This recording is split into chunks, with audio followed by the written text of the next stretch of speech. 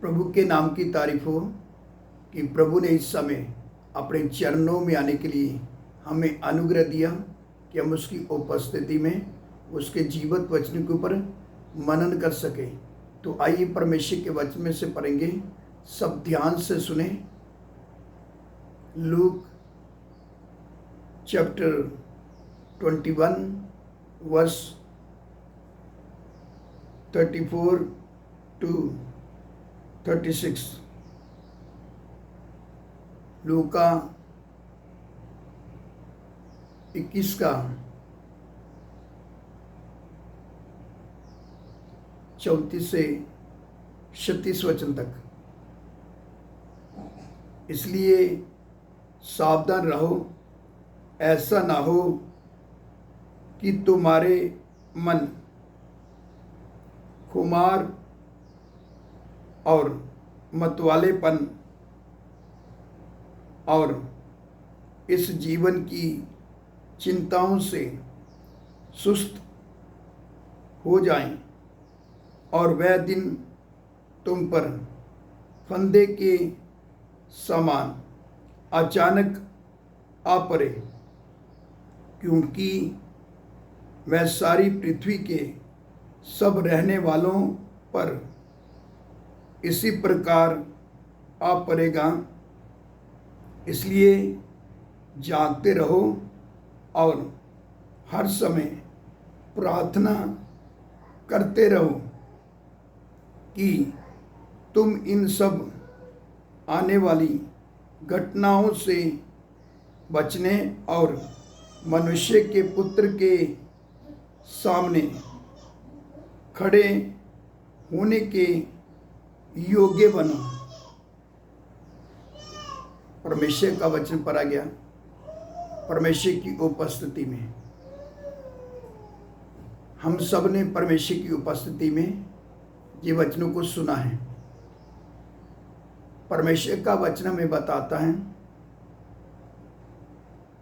जो आने वाले समय में ये सब घटनाएं जब घटने जा रही हैं, पूरी पृथ्वी के ऊपर रहने वाले लोगों के ऊपर आएगा। इसलिए परमेश्वर का वचन बताता है तुम जागते रहो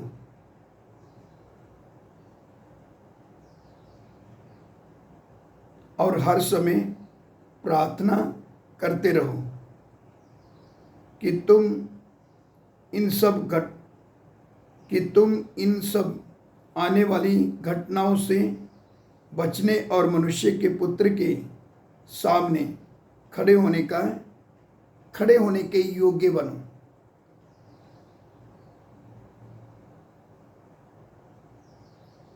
जो आने वाली समस्या है, जो घटनाएं जो इस पृथ्वी के लोगों के ऊपर घटेगी,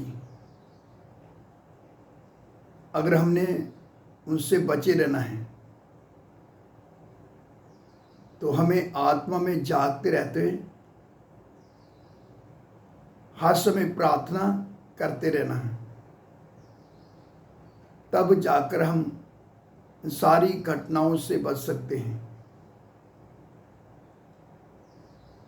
प्रभु यीशु मसीह के सन्मुख हम खड़े हो सकते हैं। इसलिए हमारे जीवन में प्रार्थना होना है। अगर हमारे जीवन में प्रार्थना होगी, आत्मा में हम जागते रहेंगे, तब जाकर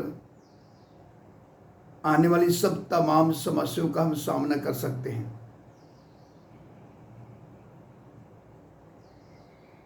घटनाएं तो घटेगी, समस्याएं तो आएंगी, मगर इन सारी घटनाओं से जो आने वाली समस्याएं हैं, हम बच सकते हैं और अपने आप को हम बचा सकते हैं। हम परमेश्वर में सुरक्षित तब तक हैं जब तक हम आत्मा में जागते हैं और हमारे जीवन में प्रार्थना है। अगर हम आत्मा में जागते नहीं हैं, हमारे जीवन में प्रार्थना नहीं है, तो फिर अचानक जब समय आएगा, जब वह घटनाएं घटेंगी, तो परमेश्वर का वचन क्या बताता है?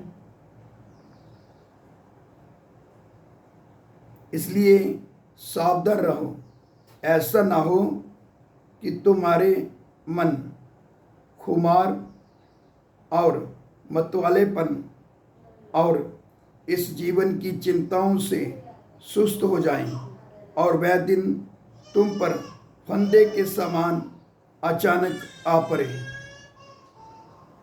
फिर हमारे ऊपर